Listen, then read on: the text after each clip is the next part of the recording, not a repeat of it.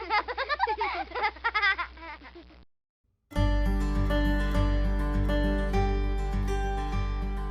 hi everyone, once again we are here with our recent guest Abha ji and Shobha ji. ये दोनों sisters हैं और हरिद्वार से आए हैं। हम एक बहुत प्यारी सी लोकेशन में बैठे हुए हैं, हमारे स्कूल के पास ही खेत हैं और सारे बच्चे, हम शाम को बच्चों को बुलाते हैं खेलने के लिए, तो आज बच्चे भी हैं हमारे साथ। तो आभा जी आपसे शुरू करते हैं। सबसे पहले तो जानना चाहेंगे आपके बारे में। हाँ, मेरा नाम आभा है और मैं गोवा में जॉब करती हूँ। और आर्टिस्टिक सोल के बारे में मुझे पता चला है, सोलो ट्रैवलर करके एक फेसबुक पे पेज है, वो भी एक्चुअली डायरेक्टली मुझे नहीं पता चला, मेरे एक फ्रेंड को पता चला। हम लोगों ने बुकिंग किया यहाँ पे आने के लिए, मैं और मेरी बहन का फिर डिसाइड हुआ यहाँ आने का। थोड़ा शोभा जी के बारे में जानना चाहेंगे। मेरा नाम शोभा रतूड़ी है, मैं हरिद्वार से हूँ। जब मेरी बहन ने मुझे बताया यहाँ के बारे में तो मुझे लगा कि छोटे बच्चों को सिखाना सही है, क्योंकि मैं बीएड कर रही हूँ, तो उसमें ये होता है कि बच्चों के साथ आप जितना आप उनको सिखा सको, ये बच्चे तो इनको सिखाना और भी एक अच्छा एक्सपीरियंस रहा मेरे लिए।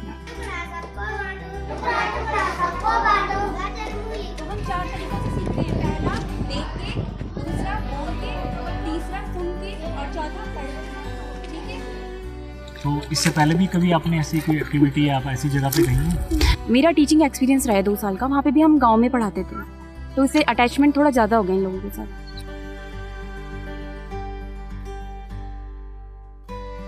बुकिंग तो मैंने काफ़ी दिन पहले कर ली थी, लेकिन ऐसे कुछ ऐसे सर्कमस्टेंसेस बने कि जो मेरे साथ आ रहे थे उन्होंने मना कर दिया आने से। तो पहले मैं थोड़ा सा कंफ्यूज हो गई थी कि मैं आऊँ या नहीं आऊँ। तो मैंने यहाँ पे ऑलरेडी एक वॉलंटियर थी, मिस आरती, मैंने उनका इंटरव्यू देखा आपके यूट्यूब चैनल पे, तो मुझे उस टाइम पे थोड़ा क्लियर हो गया कि नहीं, जहाँ जाना बिल्कुल सही रहेगा। तो बेसिकली यहाँ पे आने का जो एक मोटिवेशन मुझे मिला वो आरती से मिला। मैं हरिद्वार आई गोवा से, कुछ दिन हरिद्वार में रही, तो मैंने जीएमओ करके एक बस सर्विसेज हैं जो पहाड़ों पे बस चलाती हैं, वहाँ मैंने हरिद्वार से 4 o'clock एक बस ली, 12 साढ़े 12 बजे हम बीरो पहुँच गए। शोभा जी तो शायद पहली बार पहाड़ों में इतना ऊपर आए। हाँ। कितना समय लगा आपको हरिद्वार से यहाँ पे आने में? हमें 7 साढ़े 7 घंटे लग गए यहाँ पे आने में। एक्चुअली गाड़ी थोड़ा रुक रुक के आई, जीमो में आए हम लोग और काफ़ी घुमाव थे, काफ़ी दिक्कतें हुई, लेकिन एक नोबल काम के लिए हम आ रखे थे, तो मुझे लगा कि चलो ये सारी प्रॉब्लम्स एक तरफ और जो काम करने हम आए हैं वो हो जाए अच्छे से। तो जब आप होम स्टे पहुँचे हमारे, तो थोड़ा आप होम स्टे के बारे में बताना चाहेंगे, क्योंकि हम काफ़ी बेसिक फैसिलिटीज़ के साथ यहाँ पे रह रहे हैं माउंटेन पे। तो आपको एक्सपीरियंस आपका होम स्टे में कैसा रहा, इतने दिन आपने बताया?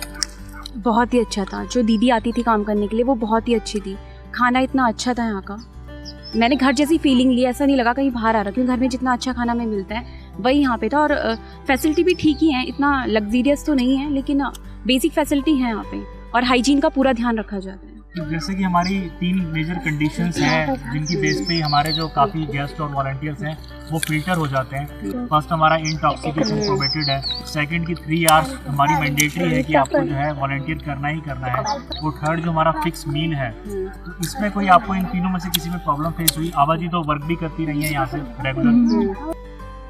सभी चीज़ें मैनेज हो गई थी। दूसरा कि नेटवर्क इश्यूज बिल्कुल नहीं थे, नेटवर्क बिल्कुल अच्छा रहे, तो मेरी सिस्टर को काम करने में कोई प्रॉब्लम नहीं हुई। काम इतना स्मूथली हो रहा था मेरा कि मुझे लगा ही नहीं कि मैं फ़ोन कनेक्शन के थ्रू काम कर रही हूँ, ऐसा लग रहा था कि वाईफाई, जैसे ही मैं वाईफाई यूज़ कर रही हूँ।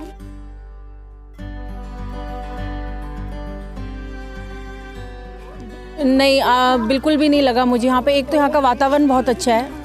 अगर आप अकेले रहते हैं, जैसे कि मैं रहती हूँ अकेले, तो आप बाहर जंक खाते हैं और आपका बॉडी, आपको भी पता है, अगर आपका कोई टाइमिंग नहीं है काम का और आप जंक खाते हैं तो आपका बॉडी आपका स्टमक अपसेट रहता है हमेशा। लेकिन अगर आप यहाँ पर रहते हैं कुछ समय के लिए, रूटीन बन जाएगा। और यहाँ का जो खाना है वो बहुत अच्छा है, हेल्दी है, हाइजीनिक है, ऐसा नहीं है कि स्पाइसी हो।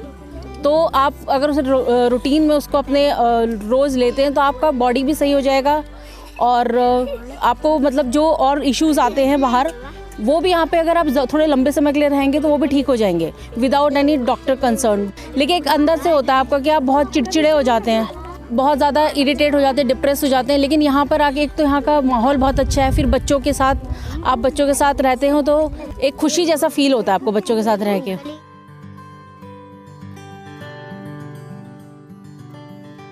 बहुत स्मूथली हर चीज़ गया। और जो कोई भी यहाँ पे आता है उसका मेन पर्पस ही बच्चों को पढ़ाना है। ये काम एक नोबल कोर्स के लिए होता है, ना कि हम यहाँ पे सिर्फ और सिर्फ टूरिज़्म बेस के लिए नहीं आ रहे हैं। आने से पहले ही दिमाग में रखना है कि ये हमें करना ही है। अगर आपका मॉर्निंग का काम है तो आप इस तरह से उसे शेड्यूल कीजिए कि आपके पास 10 से 1 का टाइम हो बच्चों के लिए।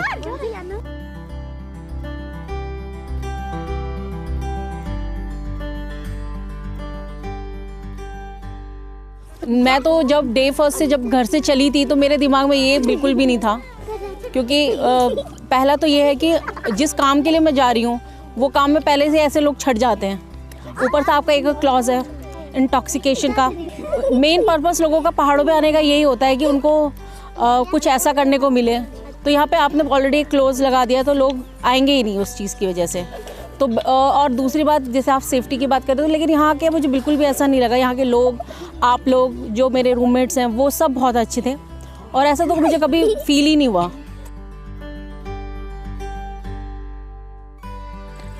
जो लोग मेट्रो सिटीज़ में रहते हैं या बड़ी जगहों में रहते हैं, जो क्राउडेड जगह हैं, उनके लिए बहुत अच्छा है। आप यहाँ पे आइए, आप एक तो आपका मी टाइम यहाँ पे आप अच्छे से स्पेंड कर सकते हैं। आप अपने साथ जो भी आपकी फ्रस्ट्रेशंस हैं और वो सारी चीज़ें आप यहाँ पे आके अपना आप अंदर से खुश महसूस कर सकते हैं। और यहाँ का वातावरण और यहाँ के जो भी एक सीनिक व्यूज़ हैं बहुत अच्छे अच्छे हैं। तो नॉन टूरिस्ट प्लेस होने की वजह से ये आपको ज़्यादा अच्छा लगेगा, क्योंकि इस टाइम पर या जो टूरिस्ट प्लेस होते हैं वो क्राउडेड बहुत ज़्यादा होते हैं। अपना सिंगल स्पेस चाहते हो कि ये मुझे एक जगह में अकेले बैठकर, एकांत में बैठकर मैं कुछ देखूं या नज़ारों को निहारूं, तो यहाँ पे आप कहीं पर भी बैठ जाइए अपना लैपटॉप लेके। इसलिए मुझे यहाँ पे लगता है कि ये बेहतर जगह है अगर आप अपना टाइम स्पेंड करना चाहते हैं तो।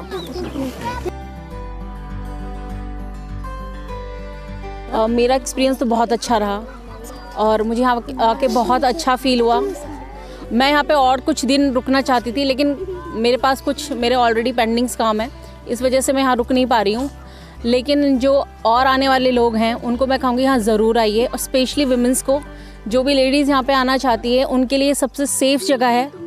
और वो बिल्कुल भी सेकंड थॉट ना रखे कि यहाँ पे कैसा होगा और कैसे लोग होंगे, या यहाँ पे जैसे कि हम शेयरिंग में रहते हैं तो कई लोग थोड़ा सा घबराते हैं कि नहीं शेयरिंग में सही नहीं है, अपना पर्सनल स्पेस चाहिए। तो ऐसा बिल्कुल भी नहीं है। यहाँ पे मैं इतने दिन से रह रही हूँ, ऑलमोस्ट 1 वीक हो गया है मुझे। जो अगर आप अभी मुझसे पूछ रहे हैं कि सेफ्टी वाला, तो मेरे दिमाग में ही नहीं था ये सब चीज़ें। और ना कि सिर्फ और लेडीज़ ही, जो भी यहाँ पे आना चाहते हैं इस नोबल कोर्स के लिए, वो उसको आना चाहिए। पहले मैं थोड़ा सा डाउटफुल थी कि क्या है क्या नहीं, कैसे होगा सब कुछ। लेकिन जब मैं यहाँ पे आई, इन बच्चों को मैंने पढ़ाया और जो भी मतलब मैंने किया, इनको थोड़ा बहुत ही सिखा पाई क्योंकि ज़्यादा टाइम नहीं था मेरे पास। लेकिन अब मुझे लगता है नेक्स्ट टाइम मैं आऊँ और थोड़ा ज़्यादा टाइम दूँ यहाँ पे। एटलीस्ट 1 मंथ तो मैं देख के ही जाऊँ, कम से कम कुछ सिखा के जाऊँ इन लोगों को। आपका उसका चोपता और तुंगनाथ का एक्सपीरियंस कैसा रहा? तुंगनाथ का एक्सपीरियंस थोड़ा सा डिफ़िकल्ट था मेरे लिए, क्योंकि मैंने कभी इतने हाइट पे कभी जर्नी नहीं की है। लेकिन मेरे साथ के जो लोग थे, पंकज जी और एक और जो थे, काफ़ी कोऑपरेटिव थे वो लोग, तो उनकी वजह से मैं वहाँ तक जा सकी। तो थैंक यू सो मच, मैं यहाँ पे आई और इतना अच्छा एक्सपीरियंस रहा।